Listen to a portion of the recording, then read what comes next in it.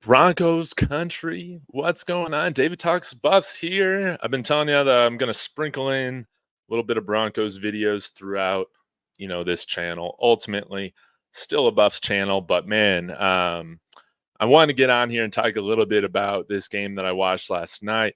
And apologies, I didn't have any content yesterday. You can see my eyes are kind of dry, but definitely got more sick as the weekend went on, and here we are. But man, what an incredible game from our Denver Broncos, Broncos country. So y'all let me know in the comments what your thoughts are on this game. But yet again, another game in which it comes down to essentially the last play. The Broncos get this one by the score of 21 to 20. And what I love about this team, a lot of people are talking about this morning. I know DMAC was on the Kill You with Truth podcast, was that this kind of feels similar to the Tebow years, right? Where our defense would kick butt, our offense wouldn't really get much going, but then in the fourth quarter, that's when the game would really open up, and Broncos would get that win. But man, first off, I just want to say Sean Payton has done an incredible job of turning this culture around. This is a team or an organization that's had a losing culture since Peyton Manning left the organization in 2015 and retired. And man, I gotta be real with y'all. I did not see a turnaround like this coming, man. I did not. When I was looking at this part of the schedule, I did not think that we were going to get any wins. And credit to Sean Payton for it shows what kind of leader, what kind of head coach he is to get this team playing good football and not to overreact, not to fire Vance Joseph after that 70-point game against the Dolphins earlier in the year. And I was one that had the mind frame of let's keep Vance Joseph because that will ensure the tank. That will ensure Caleb Williams, right? No. This defense has really come together. Jaquan McMillan, man, I like to call him Jaquan McMillions after they were doing that on the previous broadcast. But an undrafted guy coming on to the team, I believe from East Carolina, but just like Chris Harris did years and years ago. Damari Mathis out of the starting lineup, and our defense is playing better. I mean, McMillan, man, he has just been killing it. I think he had that fumble recovery and the interception there in the second half. But Russell Wilson playing great football. Not the prettiest football. Do we have an offense right now that's going to put 30 plus up a game? No. But this team does not give up on each other like we've seen so many times throughout the years with the defense playing their heart out. There might be a point where the defense cracks because the offense is just not getting it done. But, man, I love how we've played smart. We've played disciplined football for the most part, and the units have not given up on each other. One thing that was huge for us is at the end of that first half, getting that ball back when it's 9-6, getting that ball back, being able to Russell Wilson in the offense to march down the field to get that field goal. Well, rather it was 10-6 so that we can make it a 9-6 ball game and then getting the ball at half in the second half. Great coaching.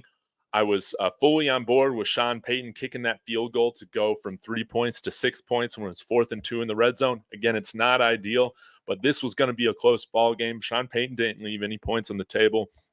And I was really happy that, that he did that. Again, things worked out for us to get this win over a really good team. And credit to Minnesota. The way that they play defense is how I love to see it played. I mean, just extremely aggressive. They're blitzing on the pass. They're blitzing on the run. Really shut down the Broncos' run game. I'm going to bring up some team stats right now. Man, we won this game. Time of possession was in favor of Minnesota, basically 35 minutes to 25 minutes. We only have 46 rushing yards on 15 attempts, but Russell Wilson helped the offense move when it was needed the most. Some great plays, some checkdowns down to Samaje Perine there in the fourth quarter at the end of the game. Some of my favorite other plays were, this play to Jerry Jeudy where he, I believe it was just like a little screen play, and he faked through it, faked the defender out, was able to almost get the first down. But again, in crunch time when it matters most, we have a quarterback who's making these clutch plays. That throw to Russell Wilson was nothing short, or to Cortland Sutton was nothing short of spectacular at the end of the game. In Broncos country, I want to know what you guys thought when they got that ball at the end of the game. They're down by 5 points. I just had this feeling that they were going to make it happen. And I haven't had that feeling since 2015. But this was just an incredible performance. And I do want to say, if you guys caught this on the broadcast, I thought it was hilarious. I couldn't remember if it was Mike Tirico or Chris Collinsworth. For you Buffs fans that are in here, said this. Mekhi Blackmon, who played 3 or 4 years at CU before transferring to USC for his final year. I think he was drafted in the 5th round this year by Minnesota. Cornerback, he played this week. We took advantage of a rookie. Cortland Sutton caught that touchdown pass over him. But Mike Tirico or Chris Collinsworth said, and Mekhi Blackmon, one of the players is part of that big Colorado exodus from Deion Sanders. Dude, think before you speak, my man. It's one thing if you're speaking in your apartment, but it's another thing, man, if you're speaking on the ESPN or the NBC broadcast. Come on, man. You can't hit the portal and go to the NFL. That was poor journalism. That was poor journalism on their part. Disappointed because Mekhi Blackmon played at USC last year. He left in 2021 after there was this big exodus of not only previous good Buffs, but also a ton of Mel Tucker recruits had left, such as Brendan Rice, another USC guy, such as Christian Gonzalez, who went to Oregon, first-round draft pick for the Patriots. So NBC, do your research before you just start blaming Deion Sanders for everything. But a couple other things I want to say. Justin Simmons, he had some huge pass breakups on TJ Hawkinson. We had been wondering if we were going to see him matched up on TJ Hawkinson with Justin Jefferson being out of the game. He came through with probably 2 or 3 huge pass breakups on TJ. That was absolutely crucial. Kareem Jackson with a big forced fumble on the first drive of the game for the Vikings, just like we got a forced fumble on the first play of the game against the Buffalo Bills this past week.